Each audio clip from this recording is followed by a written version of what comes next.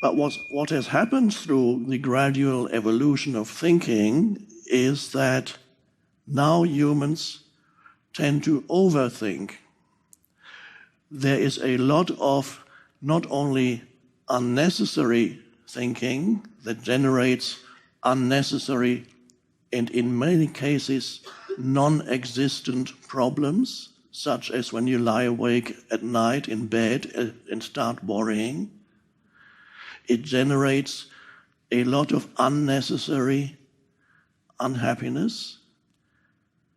So people don't realize that a significant part of the unhappiness in their lives is actually generated by unnecessary, negative, often destructive mind activity, and they don't even know it. Mindfulness is, first of all, discovering the simple fact that there is a voice in your head that continuously comments on your life or on what's happening around you.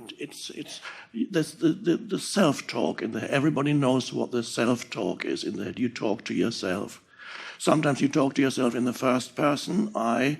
Some people talk to themselves in the second person, you. So you can get annoyed with yourself, and then you say, you shouldn't have done that.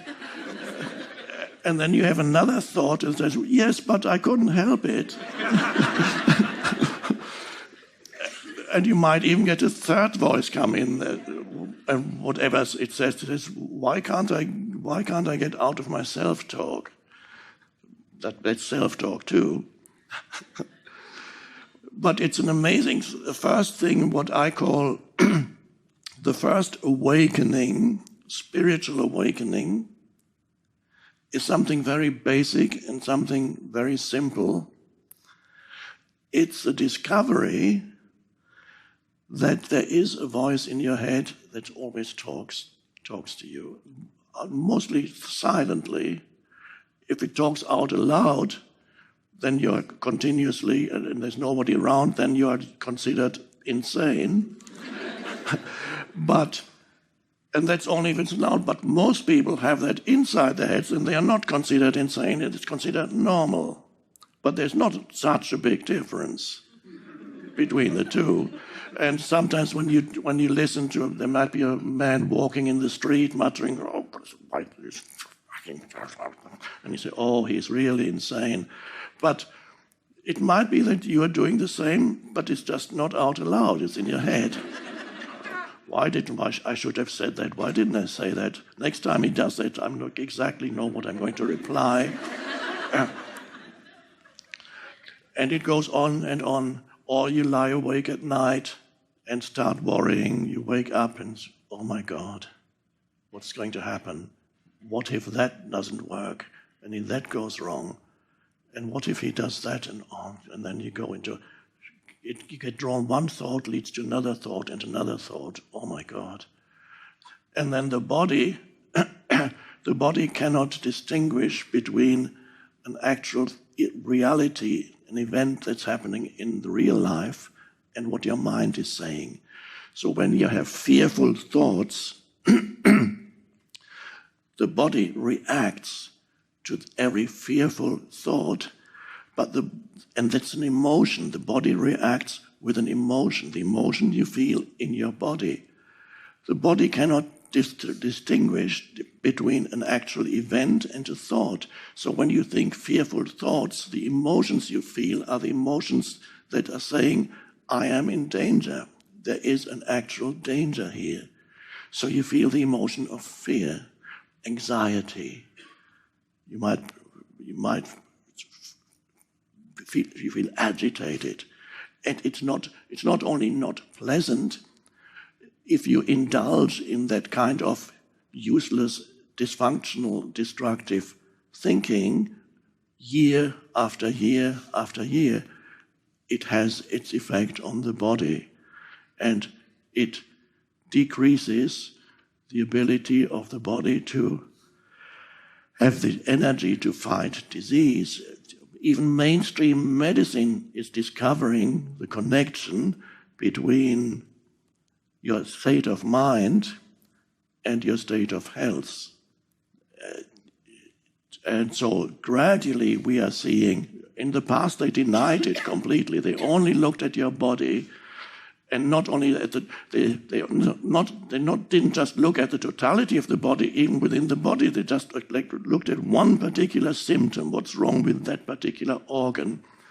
And you have, of course, in mainstream medicine, you have specialists. I'm a specialist for the liver, and specialist for this and that.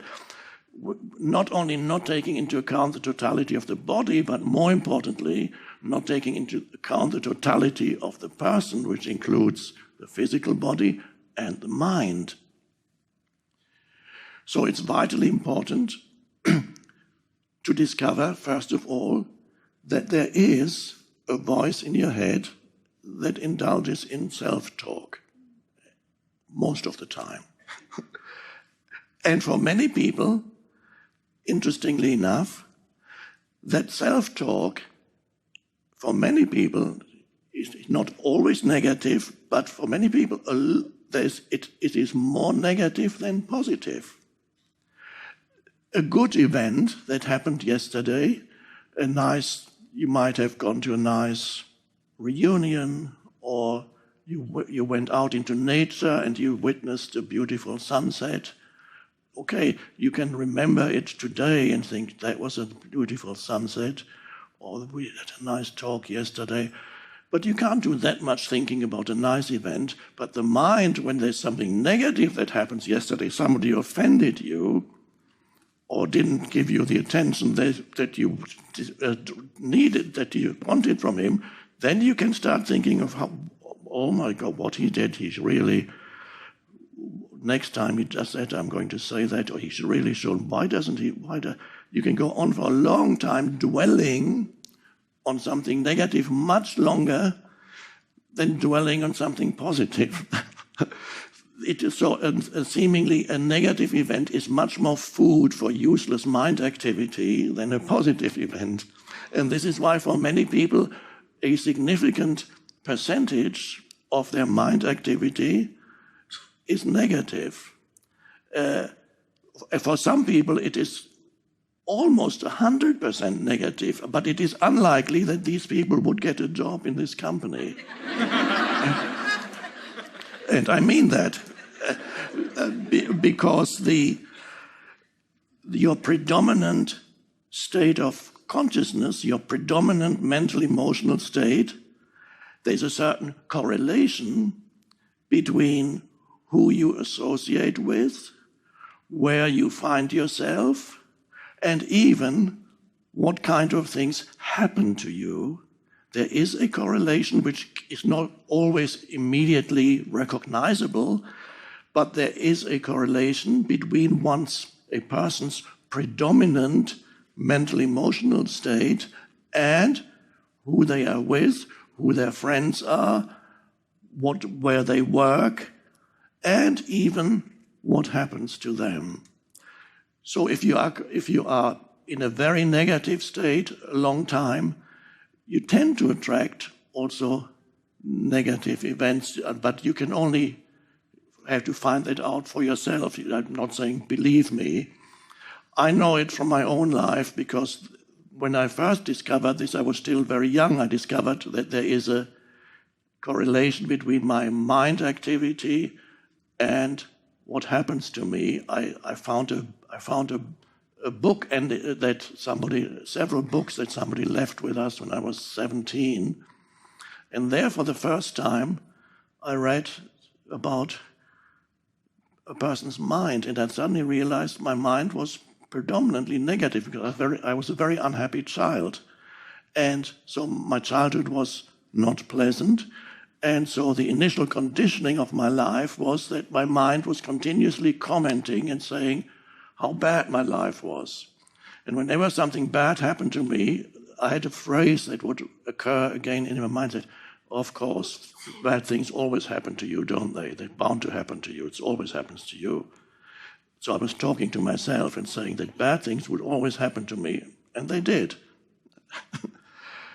So you can discover first that the spiritual awakening is to discover that there is continuous mind activity. And for some people, it's the discovery that a significant part of their mind activity is negative. But the vital thing is to discover that there is this continuous talk in my head, which is considered the normal human state. And of course, you cannot abolish thinking. Of course, there will be thinking. But the question is there an awareness behind the thinking? If you can become aware that you are indulging or caught up in that useless mind activity, and you suddenly become aware of perhaps certain repetitive thoughts that tend to reoccur in your mind again and again. You might see it in others too, more easily in others. When you go for your Thanksgiving dinner, I think is it next week, you will meet your family members or relatives, and some of you may realize you already know what they are going to say this year, because it's the same thing they said last year and 5 years and 10 years ago. And if they have negative judgments about you or somebody else, then it's the same thing you will hear again next week when you go to them. So it's easier to see how others are caught up in repetitive thought forms, not as easy to see it in oneself. This is why there's a saying that self-knowledge is the most difficult knowledge. It's easier to see others. But if you can discover, even in the midst, perhaps, in the moment of a certain thought appearing in your mind, realizing, oh, that thought I've had this thought for years, it comes again and again and again. And so there is an observing presence, and from there you can, and that observing presence isn't a thought, it's just the ability to realize that there is a voice in your head and that there are thoughts. And you realize that some of those thoughts are negative, and many of those thoughts actually are not only unnecessary, but make your life very difficult, such as worry. So most people live with what I call a cluttered mind. A cluttered mind means they are completely unaware that there's a continuous stream of mental commentary that it goes. And wherever they meet somebody, immediately certain judgments form. And everything they feel, they need to immediately adopt a position towards it. Immediately say, I'm against it, I like that.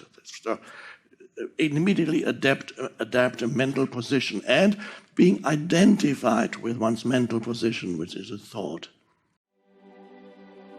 So if you discover within yourself that a lot of the time you're in a state of lack, of insufficiency, of not enough, and you feel that the answer to, the remedy is to be active in this world and achieve and do as much as possible, then you'll probably find that ultimately that is not the answer to your state of lack. In order to transcend, to go beyond your state of lack, of neediness, of not enough, spiritual practice and spiritual realization is necessary. Focus on the realization of being. It's only there that you can go beyond that state of lack, which is ego. Go within and discover who or what you are beyond the person.